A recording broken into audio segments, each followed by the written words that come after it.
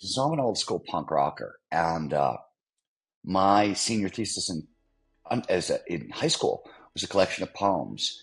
And unbeknownst to me, the woman who was my creative writing teacher in high school, who had volunteered to be my thesis advisor, was a born again Christian, and I was a punk rock poet.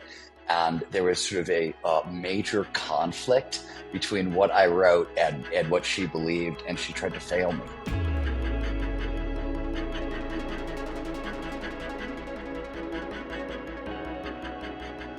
The man, the myth, the legend, Steven Kotler. Steven, I was one of the unwashed masses who had not heard of you until my friend Peter Diamandis' book, Abundance. And so I was introduced to you through that partnership. And thanks for coming on today. I got tons of stuff to talk to you about. I've been reading, I'm making my way through your library, not all the way through there yet, but I'm super curious, man. There's not many people who I know who actually make a living as an author. I mean, you make a living as an author. I mean, is that what you consider your job, and is that what you always wanted to do, or do you consider your job something else and you just write books on the side? No, I think I consider my job writing. I always think of it as putting words together in a straight line, so that's my job. Um, Okay. the though in the past 10 years, flow and the research on peak human performance has probably uh, taken up as much time, if not maybe more time. But no, I sort of identify, like, my brain thinks of myself as a creative, and you know, if you're looking for like forces that shape the life of Stephen, like my desire to make a living out of words, um, had an enormous impact on everything. And so you studied. I mean, you got your what I got notes here. You got your undergrad and you got a master's at Johns Hopkins. Like, was I mean, what that whole time was writing like the goal? Like, if I can just get good enough at writing to make writing my living, or no?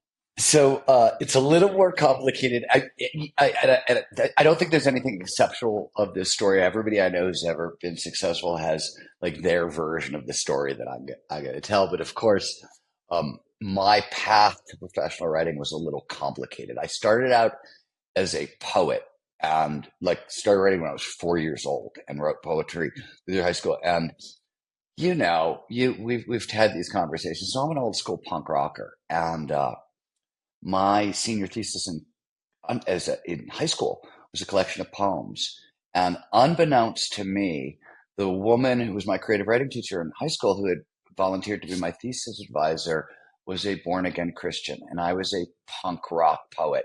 And there was sort of a major conflict between what I wrote and what she believed, and she tried to fail me.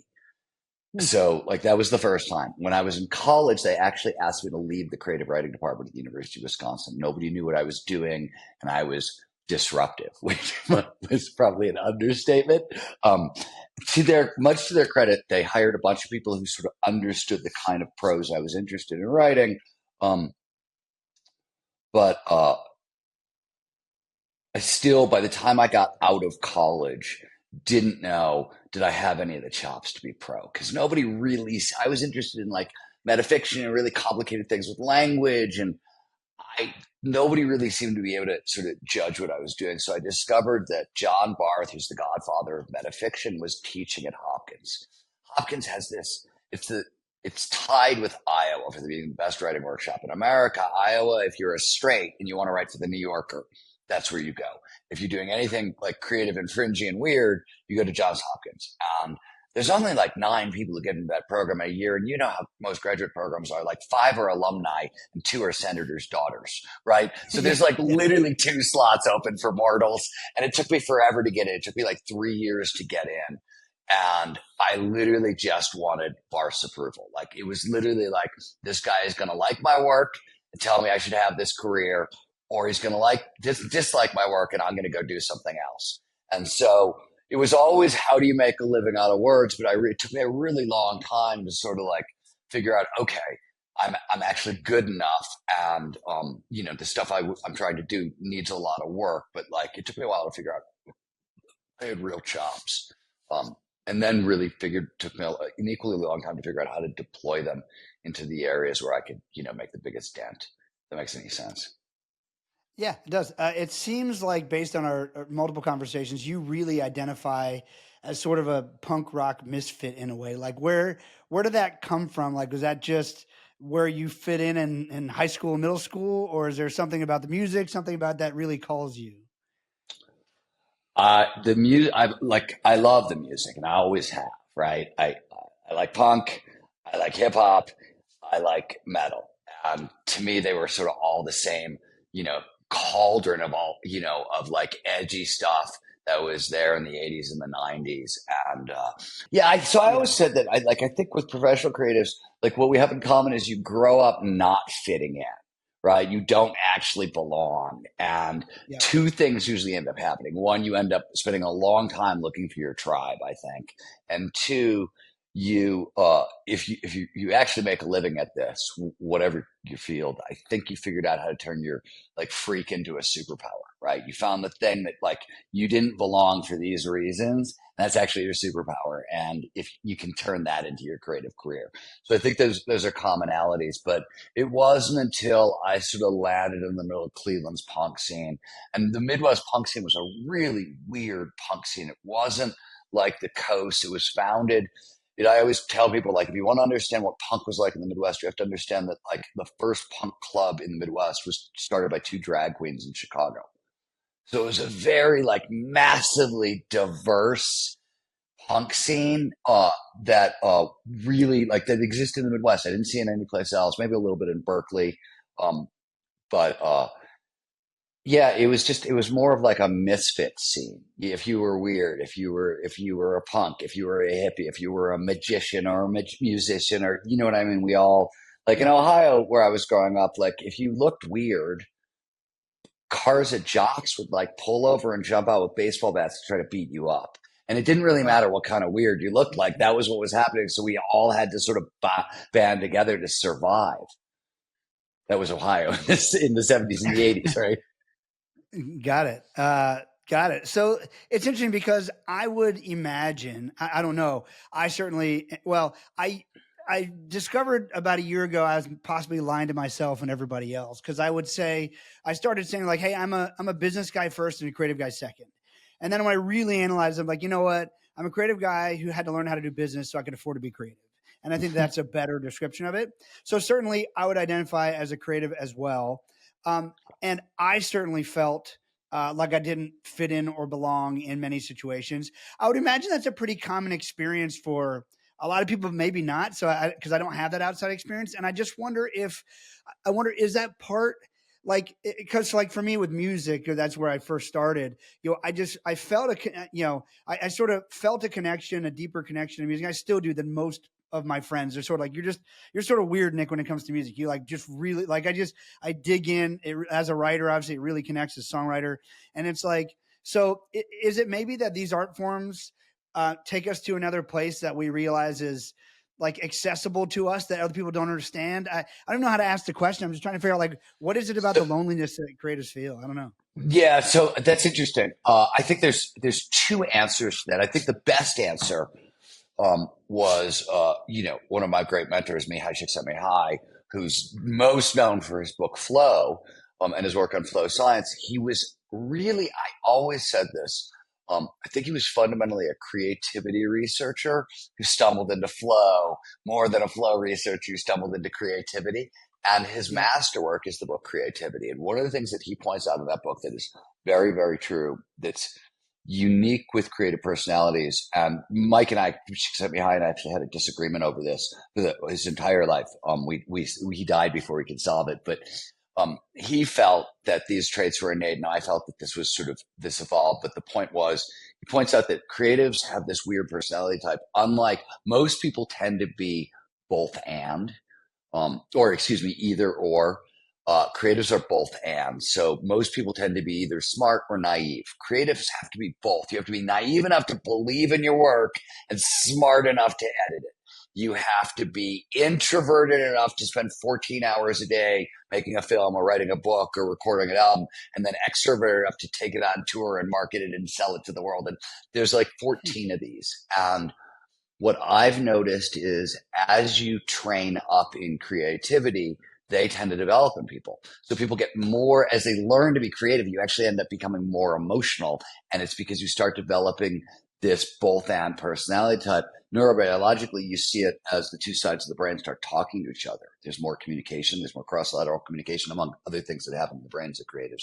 But that, I think, has to do with some of the loneliness and isolation. I think the other half is you come up not belonging, and then you get known for doing this very unique thing that only you do, or you do better than most.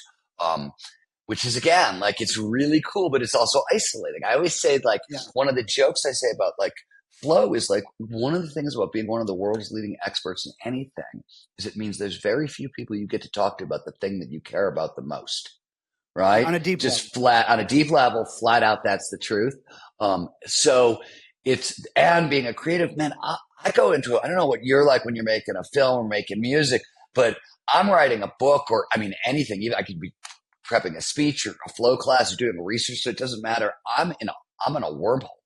14, 15 hours a day. I may come out of it. My wife may have a conversation with me. Other people may talk to me, but I'm not really all there. I'm still writing a book in my head, and I probably will be for 8 months out of the year, kind of thing. So it's really, I think that loneliness is a deep thing. I'll give you so here's a really weird example. And this is one of these things that's going to go bad out loud, but it does make my point very nicely.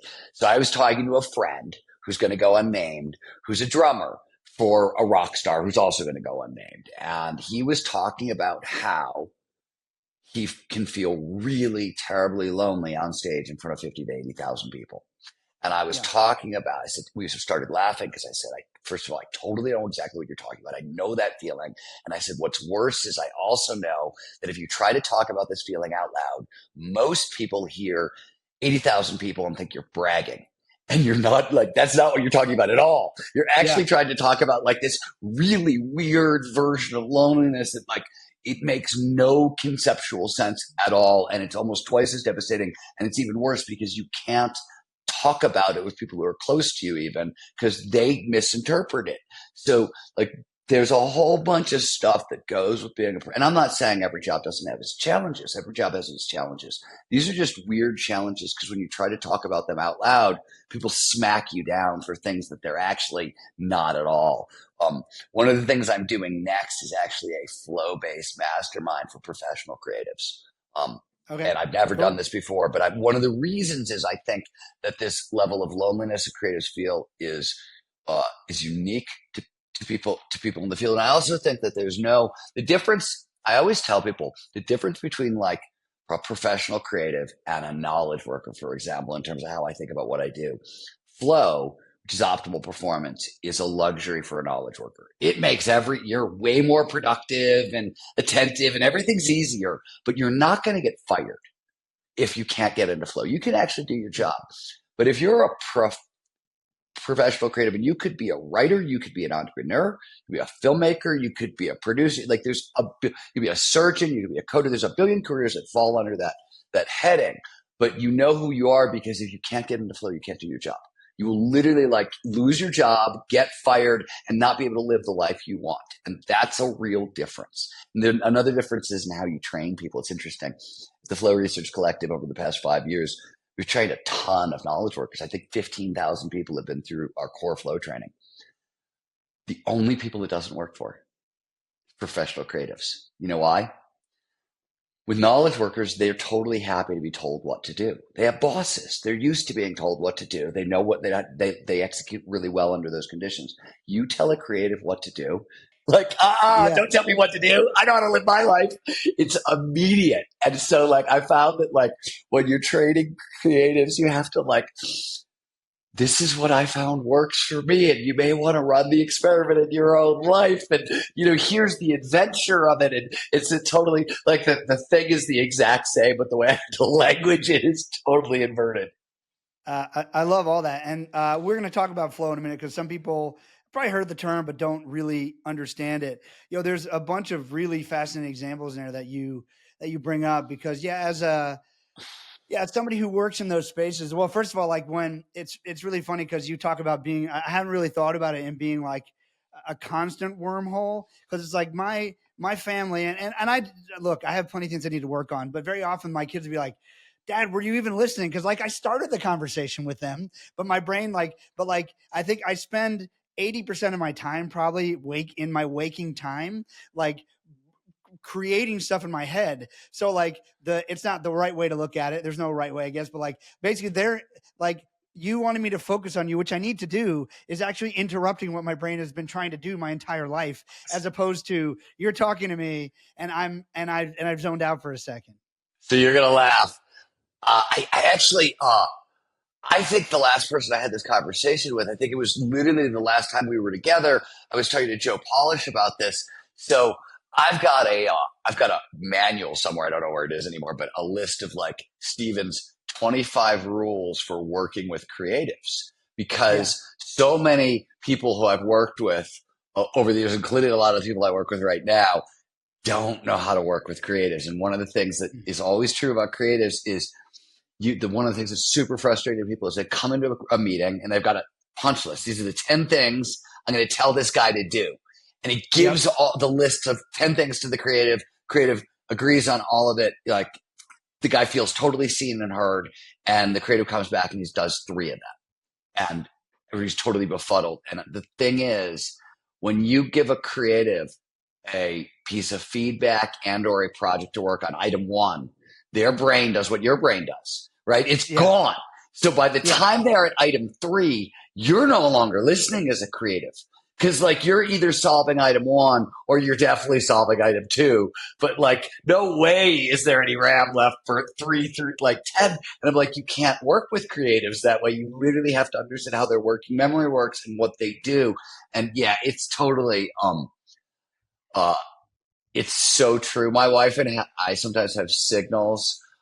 She'll hold one of my fingers to let me know when she's done talking. And that's what I'm supposed to That's respond. what I, Like, not until, right? Don't talk over like a me. And walkie-talkie I don't care signal. where your brain went and what cool idea you have. Like, this is Yeah. my time. Literally, because, I got to create a brain. And when I'm like comfortable with a person, I'll just like blurt, sometimes it just comes out because like this is the most fascinating shit. I'm so fascinated by my own craft.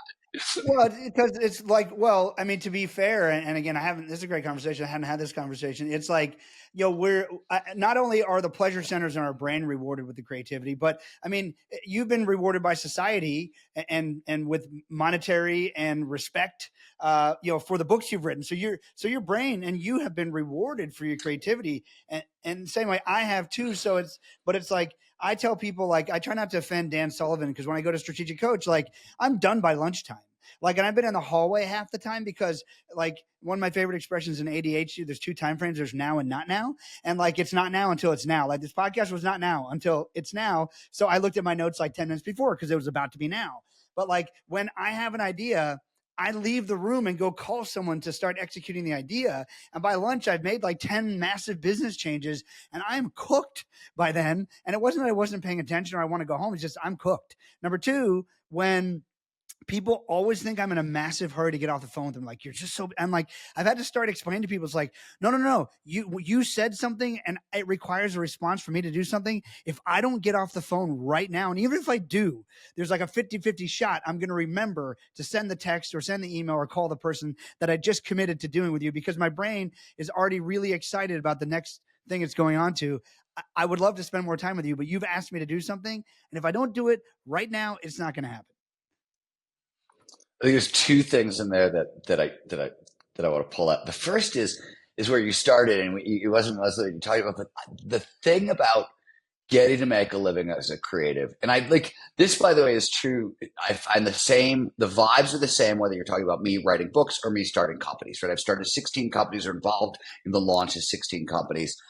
And the feeling is the same on a lot of levels. But the crazy part is this like, oh my God, I am making a living. I have somehow figured out how to turn like thoughts up here into like food and a roof and car with gasoline. Like it's mind blowing sometimes. I'm like, wait a minute. It's like sentences appear up here and they turn into like food in the real world somewhere down Yeah, the like yeah, right like that's what's actually happening here.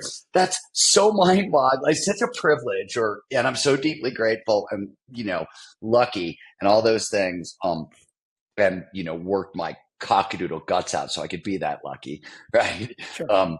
But I always think that's part of the kick, because you're like, every creative I've ever, I mean, everyone I've ever listened to talk, we all really still think that, like, there's going to be the knock on the door sooner or later. There's going to be the person with the clipboard going, Mr. Kotler, yes, you've had 57 years without a job, we see. We're going to need you to punch in 9 to 5 from now till you die, just to make up for lost time. No Yeah. vacations, right? Like, you're just waiting the whole time. It doesn't matter. Like, I've been nominated for 3 Pulitzer Prizes, and I think that knock is going to come tomorrow, right? Yes. Yeah. I completely hear that. In Let's talk about flow. Obviously, you started doing a lot of work, or initially some journalism in extreme sports. We'll talk about NAR country in a bit. You're quite the athlete yourself.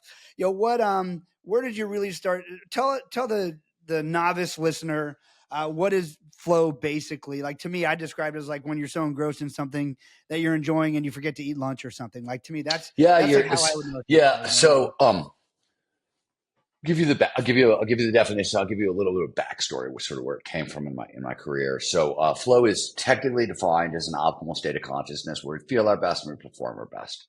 That doesn't help anybody, right? It's exactly what you said. It's any of those moments of rapt attention, total absorption. You get so absorbed in what you're doing, so fixated on the task at hand, that everything else just starts to disappear. It all just melts away. Sense of self consciousness gets really, really quiet. Time passes strangely. Usually just so sucked into what you're doing that hours go by and you don't even notice.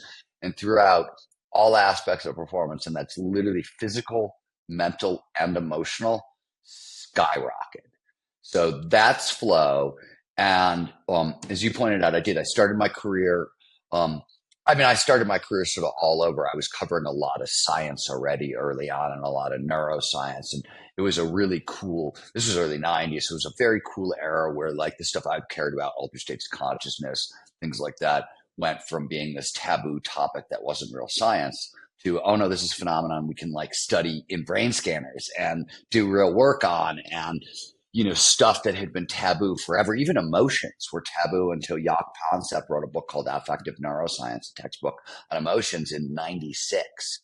And suddenly, like, we grabbed emotions back from the behaviorists. We're like, no, this is real. Like, we track the neuron by neuron connection to the 7 primary emotions. These are real. We can study these things.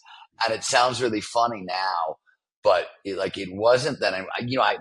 Just to put it in context, Andy Newberg, who's one of my mentors in neuroscience, we used to talk about how back in the 1990s, long before we could ever do the studies we wanted, which was like on what's going on in the brain when people have so-called spiritual experiences, we had to do all this other work to prove that, like, religion and spirituality was actually good for you. It was really sort of like basic science, but, like, nobody would let us through the gate of science until we proved that, like, the stuff we wanted to study might have health benefits.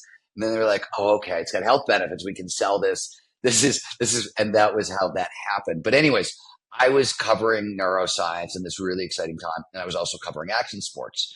And if you knew, and of course, my interest was in peak performance. And back in the 90s, if you knew anything about, like, what led to great peak performance, the rap was, you better have the right parents. You better go to the right schools. You better have enough money to have the right coaches and the right training. And it was about nature and nurture. And there really wasn't anything you could do about it. And yet I'm in these action sports communities. If you know anything about the 90s and action sports, just talked about as the era of impossible, more impossible feats, things that had never been done before. And we thought, honestly, if anybody tried to do these things, they were going to die, right? These kind of feats were getting done in every one of the action sports on a near daily basis. And that alone was like, what the hell is going on? Nobody had ever seen an uptick in human performance like that. But what really caught my attention is I knew these athletes. They were my friends. These were punk rock communities as a general rule. And the folks I knew, like, they didn't have good childhoods. They had terrible childhoods. They didn't have a lot of education. They had no education. They didn't come from wealth. They had no money. And there's like in these communities, there was tons of substance abuse, tons of risk taking. And normally in a community, when those things occur, you put them all together, people die young, they go to jail. They don't sort of reinvent what's possible for the species. That's what I was seeing. And so I was like, I want to know what's going on, and I want to use the tools of neuroscience to help me understand it. And what was going on was it really doesn't matter. I was looking at the action sports first, but I took that question of what does it take to do the impossible into every domain, business, science, technology, culture, art, didn't matter. Wherever you see the impossible become possible, you see flow because it's evolution is hardwired all humans for peak performance, and flow is that hardwiring. That's how we perform at our best. So it's a built-in feature of being human. And whenever we see people doing the impossible. Whenever you see a great culture of innovation, we could be talking about the action sport, meccas like Palisades, Tahoe, or Jackson Hole in the 90s. I was looking about, we could also be talking about Paris in the 20s or Silicon Valley in the early thousands, right? Like any culture of innovation is a culture built around flow triggers because of the tight relationship it has to performance and productivity and creativity and learning and innovation and all those things. That's fascinating. And so, one thing I think is it's interesting. Most people would think creatives just get to create all day. And that's one of the jobs, but like it's obvious you do the research, like you do the work. Like, I can see principles of neuroscience. That looks like a nasty textbook behind you. Like what, where did the interest in science come along? And where did you figure out, oh wait, because it's like that's a very different and distinct discipline. It obviously you figured out at some point, if I can become a master of this scientific domain and bring it to somewhere where I guess it's not, there's success there on some level. I mean, you probably had to test it first, but most people wouldn't put those two things together when they're thinking of being creative. There's a lot of different ways to talk about this. So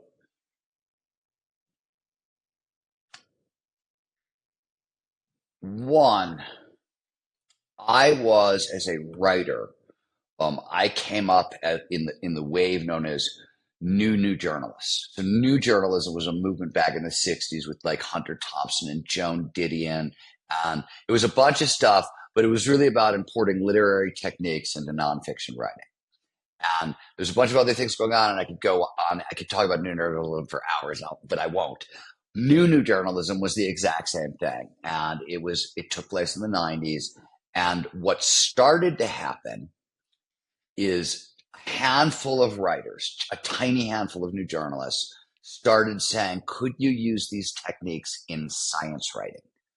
And like we were all geeks, we were all really interested in science, but we were also writers. So David Quammen started asking this question. He was the biology writer for Outside Magazine. So he was writing action adventure sports stories, going whitewater rafting down a river, but he was writing about like evolutionary biology along the way. John McPhee, who was a very brilliant New Yorker writer, really was the first down this pathway. He did it with geology. He won a Pulitzer Prize for like a 1,200-page book on geology that is fascinating. It's amazing. Like it's amazing. He made 1,200 pages of geology and a blast to read. And so this was starting to happen. And I wanted to know, could I use the tools of new journalism to explore neuroscience? That was going to be, I wanted to be, and really back in the 90s, there were like 4 of us who were covering neuroscience. It wasn't there, nobody was there, right? And I came in the door of neuroscience for 2 reasons. One, I found psychology, even in college when I took some psychology courses, I found it very frustrating. I do not like, I get very, very nervous when everything gets reduced to like, what model do you like? Oh, I like this model, or oh, I like that. And so it didn't like there was this huge corpus of information, but like the psychologists, everybody seemed to like be in these camps of models, and nobody could prove to me exactly where their model came from. Like it just was all squishy. It was making me crazy, and neuroscience was not. And I read a book by a guy named Rob Schultes, who was an Outside Magazine journalist. So I was working for Outside a little bit at the time. and he was sort of a legend there. He was just a really talented writer, and he wrote a book called Bone Games, and it was literally the book that he was looking at the same thing I was interested in, which wasn't. Remember that, like, we done in the 90s, the start of this work, we couldn't, is it flow? Was it a mystical experience? Was it a spiritual experience? Were those different things? Were those the same things? None of those were answered questions yet. So and so I walked in the door. I actually came in through the neurobiology of spiritual experience. I was talking to all these action sport athletes. They were talking about becoming one with the ocean, one surfing, or one with the mountain, one skiing. I'd had those experiences as an athlete as well. I'd had them as an artist too. One with the writing, when you're writing it. Andy Newberg, who was at the University of Pennsylvania, did the very first SPECT scan. This is pre-fMRI, right? This is still, you're injecting radioactive dyes into people to take pictures of their brain.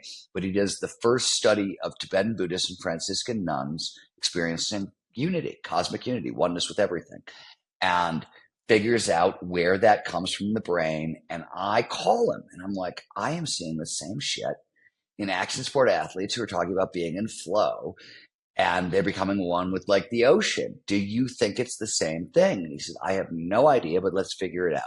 And that was sort of like one of my sort of gateways into flow science, is that, like, one of the first people I called. I also didn't know at the time, and he really wasn't, like, Andy Newberg has gone on to become one of the most famous neuroscientists in history, right? I think he's like number 60 on the list of, like, most famous neuroscientists in history, but he wasn't back then, right? He was just a guy starting the, so it was like, I had this crazy good fortune to, like, work with Peter Diamandis and Andy Newberg and a bunch of people who would grow up into being legends, sort of, but we were all really, like, in our 20s and early 30s at the time, and nobody was a legend yet. Isn't that wild how that happens to me? I've had that same scenario with friends, and all of a sudden, like you saw something in each other, but you were friends, and of course they were.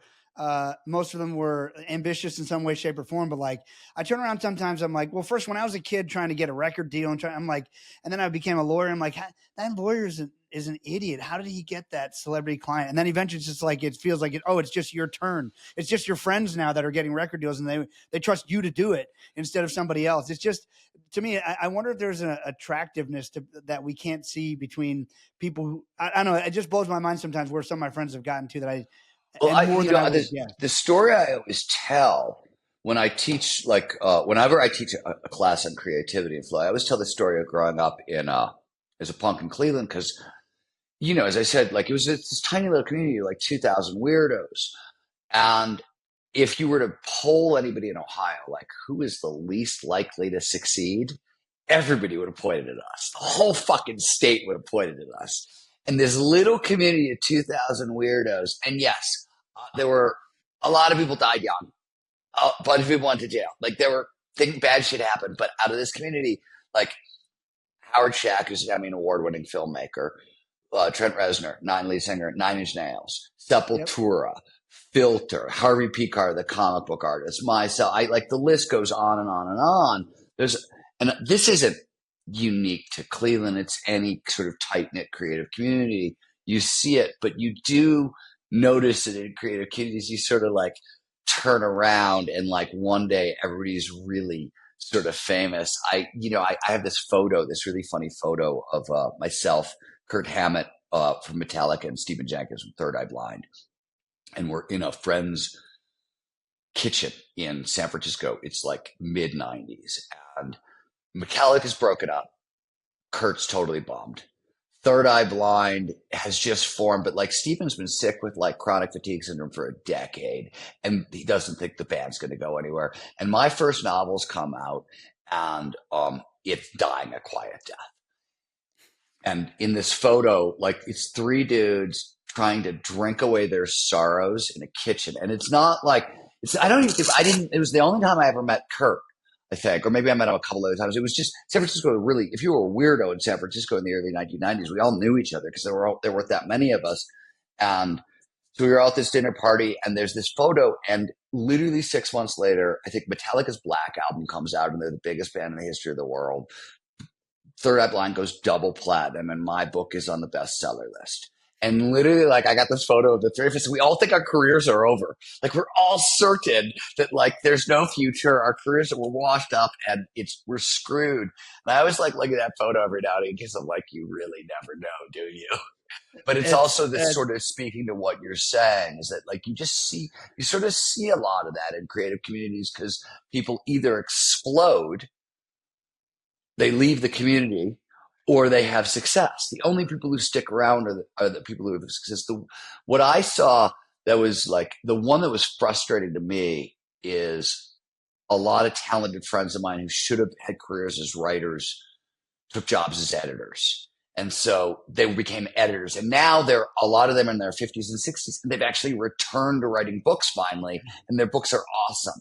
And I'm kind of like, yeah, you could have been doing that for 30 years. You know what I mean? Like, Yeah, man, there's so much in there. So one thing that I just wonder, like, I hate the term. I love having a great network because I truly like I can only accomplish everything I accomplish because of how great the people in my community are. Like I love and I like the term community much better than network. But I also wonder too if because we were sort of felt disconnected or like we didn't fit in, did our tentacles have to reach farther to find connections, and do we keep up with those connections maybe better than other people? So maybe like I wonder as creatives, do we consider these people in our community and they've done really well that maybe if we didn't have to reach so far to find community in a normal gig, would we have actually considered those our friends who were successful? I never really thought about that either. yeah, I think that's a very good point. And I also like creators as a general are fairly peripatetic. Right? I think I've lived in 17 or 18 cities at this point, like live, move my whole life, Yeah. my Is that what family, that you know what means? I Because mean? I didn't learn that word in Um, law school. So is that what that means? That you peripatetic move a lot means of to cities? move around a lot and gesture Okay. wildly while you talk. Socrates was peripatetic. It means it's Okay. what All right. spazzes do. But Perfect. um, Guilty. yeah, I dropped in a big word. Look at that. He's a writer. Sorry, Hey, Nick. I learned something new. I Yeah. dig it. Anyways, so I think that's like some of it is that. Um, I do think you're honest with it because you do have to work harder to find people and especially tribe. And the thing that I've always noticed, um, creatives tend to be like fiercely loyal to each other over long periods of time.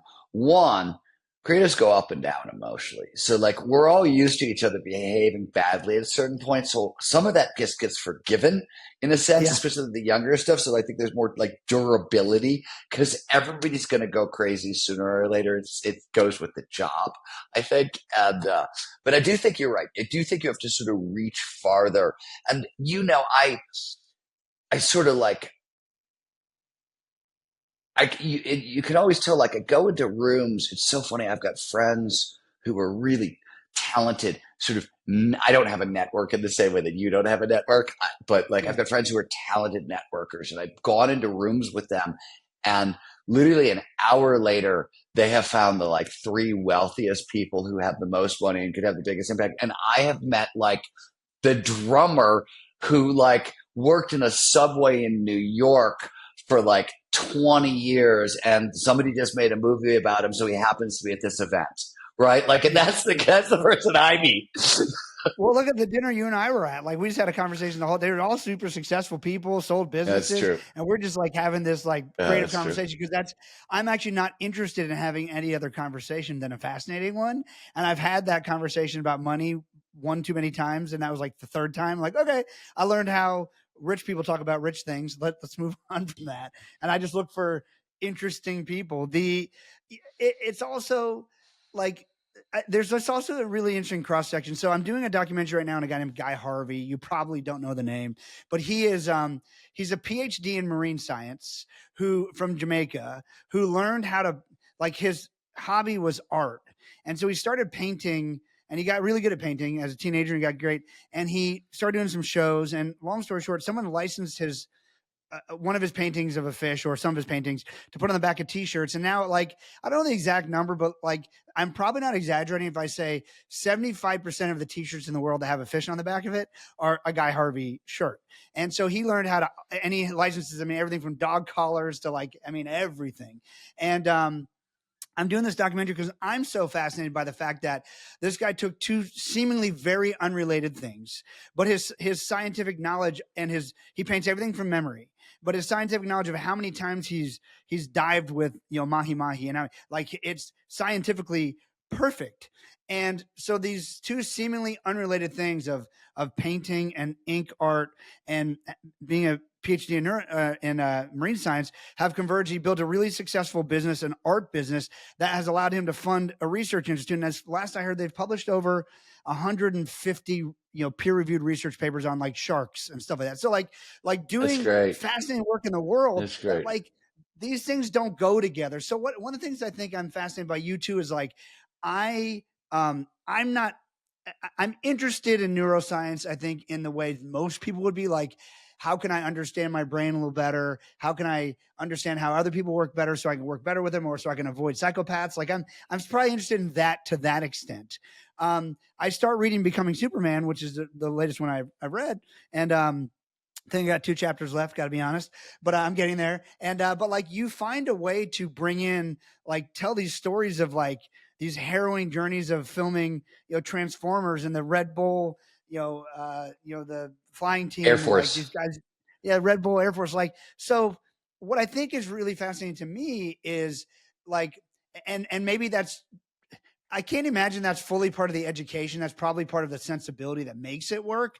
But like, how do you approach that to like you make neuroscience approachable and I mean fascinating and I mean dare I say fun? Like I'm like trying to tell people about the Red Bull Air Force now, and I'm like but it wasn't even on my radar. So to me, I find that same interesting cross section of something I two things like Guy Harvey I wouldn't have put together that make it interesting. I don't know. How do you approach that? Have you ever thought about it? How does that work? Yeah, so there's so much in there, and I'll come in a bunch of different ways. So one,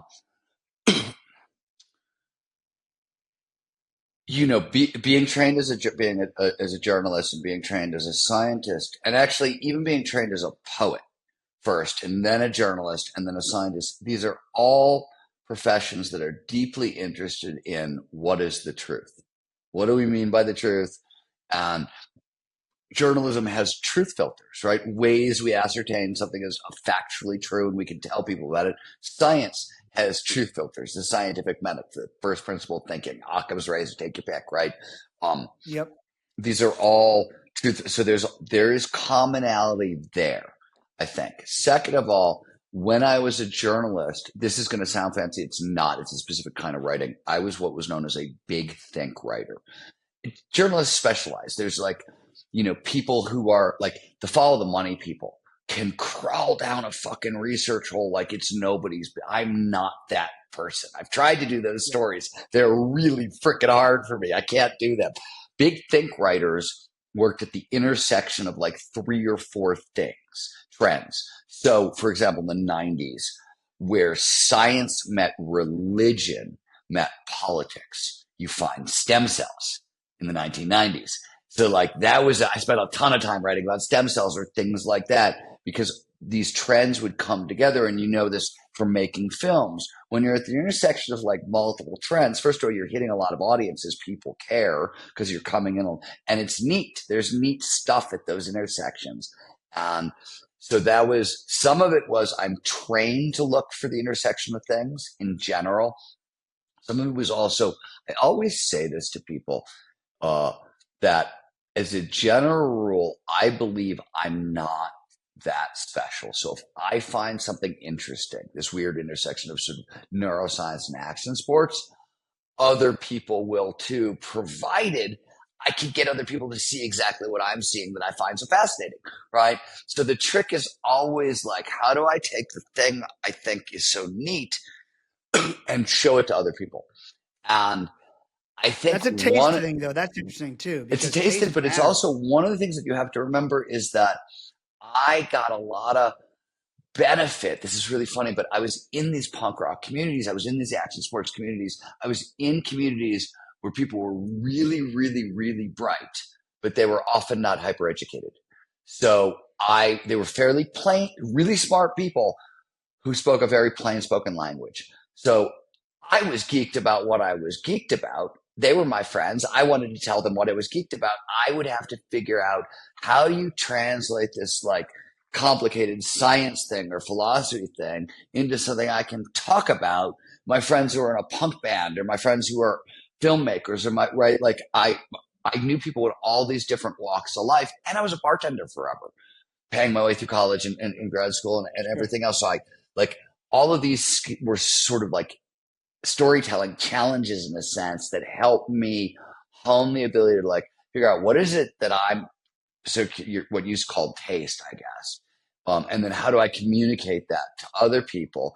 I've always, and maybe this has been your experience, one of the great things I've learned as a journalist is very, very, very rarely do I meet anybody who you would call stupid. I don't meet stupid people. I don't like what I meet is people who speak different languages. And if you figure out the language somebody speaks, they're usually a genius about something. It's the same thing you do as a filmmaker, right? Like, what's the thing Sure. that you can do that like nobody else can do? I want to know how you do it. I want to like that's Yeah. amazing to me.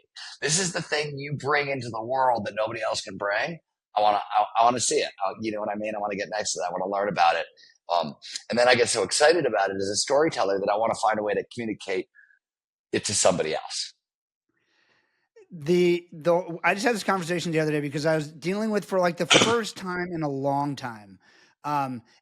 This isn't anything to be proud of. It just hit me like I was dealing with someone on a closer transaction that just someone around me just had to say, "Hey, man, you may not have realized it. This person just isn't very smart." And like wasn't they weren't trying to be rude. They were just like, "Hey, just I see you're frustrated. Like, have you not realized like this person just had a lower IQ than most of the people I normally deal with on like 99.9% of things I've been dealing with like the last like 40 years." And it was like, oh, like I just have it has been so rare that I've dealt with that in that sort of setting. You know, certainly you would stereotypically expect certain people in certain roles in life to not have as high of an IQ, which can get you in trouble too. But like in these roles, it was just fascinating because I've rare in the work that I do that I get to dig in with people because no one like I'm not fascinated with celebrity, but I'm completely fascinated with someone who's so good at what they do, the world cannot ignore them and like won't leave them alone, which often makes them a celebrity or makes them famous. Well, But so you've like, also, and the other thing I noticed, years ago, so when I was trying to come up as a science writer, one of the things I did is I moved from San Francisco to Los Angeles. And the reason I did it is the fastest way to make a living, this as a journalist or is celebrity interviews. Because normally, like, you give me a journalist assignment and like I'm 6 months of research and I'm digging around and like, whatever. But like yeah, if it's, famous celebrity X, no, they have 2 hours for lunch and then the magazine needs the story by the next morning. And that's yeah, great because you literally can get paid in 24 hours, like get the story done and get paid. Like that's amazing.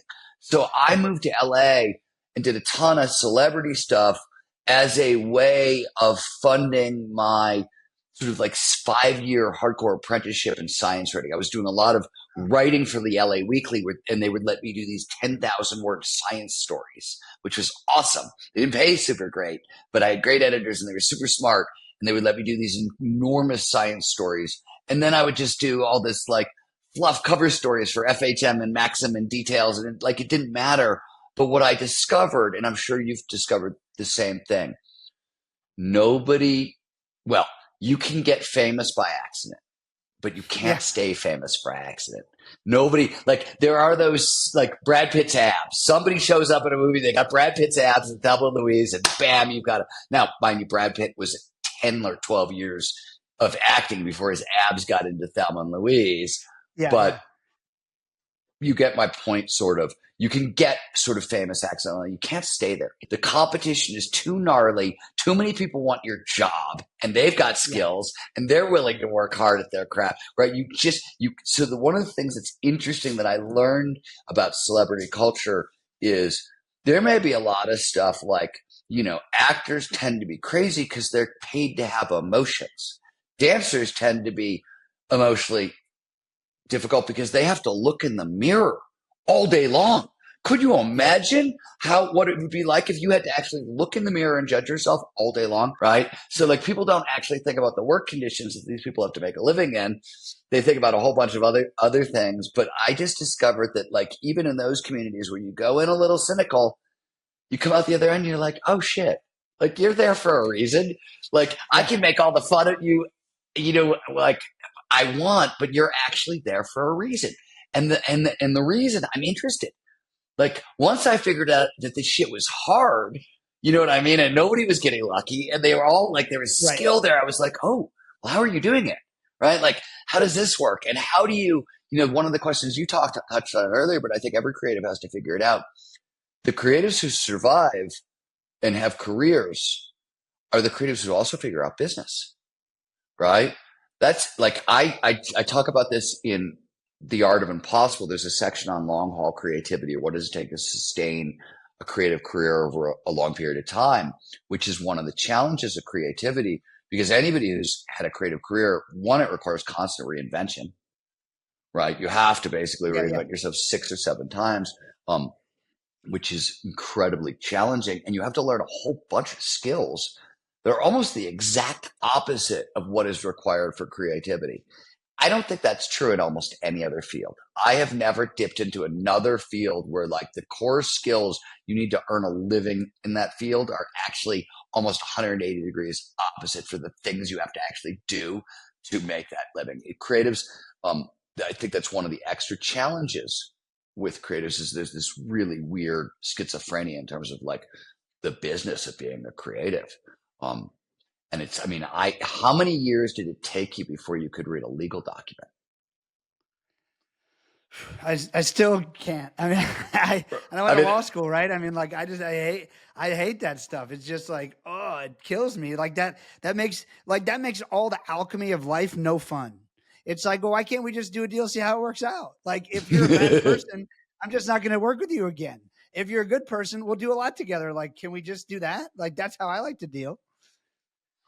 It's fascinating. Well, hey, look, I know we don't have too much time left of your time. Real quick, tell us what you're working on now, and then obviously people should read all your books. They should check out the Flow Research Collective, and all the other things. But what are you working on now, and what can we help you with? so I'm doing 4 things that are five things that are maybe worth talking about. Um, on the research side, we've got in the next 2 3 months really sort of landmark, groundbreaking, very exciting papers on the neurodynamics of intuition. So we map the neurodynamics of intuition, first time that's been done, the network level effects of what is intuition, how does it work in the brain, and then we've known we as a field flow amplifies intuition. And I mean, you go back to my first book on flow, and like I'm talking about the relationship. Nobody understood it forever, and we have the very first paper coming out on flow and intuition, and why is intuition so amplified in flow. And these are papers that I've gotten to work with, like sort of giants in neuroscience, and I've tried to unite the tribes. That was always my goal. Was like these people over here should be talking to these people over here, should talk to over there, and then we can bring it together. And so the papers on intuition really sort of like they've got not just giants, but they've got like 5 or 6 giants from different corners of neuroscience. We all sort of came together on these papers. So that's really exciting on the research side. On the book writing side, I just finished a giant novel called The Effective Field Theory. That'll probably be the next thing of mine that comes out. Peter Diamandis and I just started a new book, which is really fun. We literally just finished chapter 1 this morning.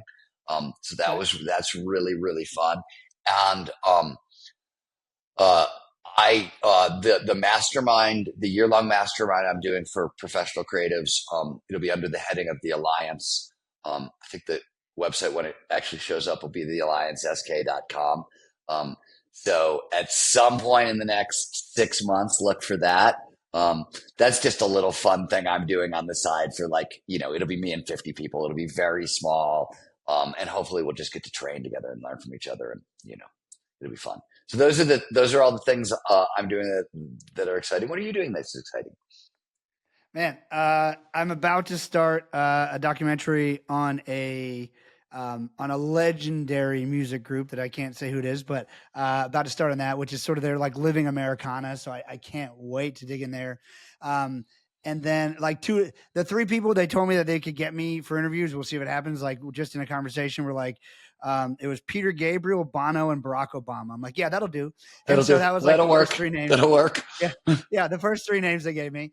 And then I just finished up a doc that we sort of wild. We entered these awards, the International Documentary Awards, which I didn't know because I'm sort of green at some of this stuff still. That like a lot of people consider like them to be sort of the second awards to the Oscars, basically. Okay. And so we entered with this documentary. We have this amazing woman who was sexually abused as a kid, went on to become a lawyer, and sued a country in international. Oh, you told me about and, this. That's amazing.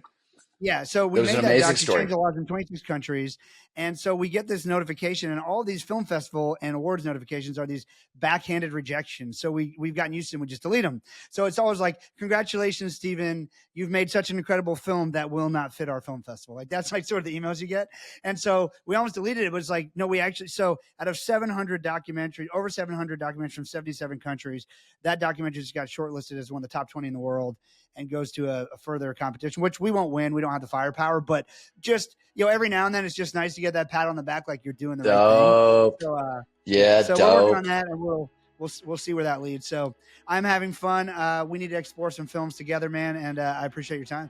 Appreciate your time. We should do that. This was great. Good luck with those films. You should win.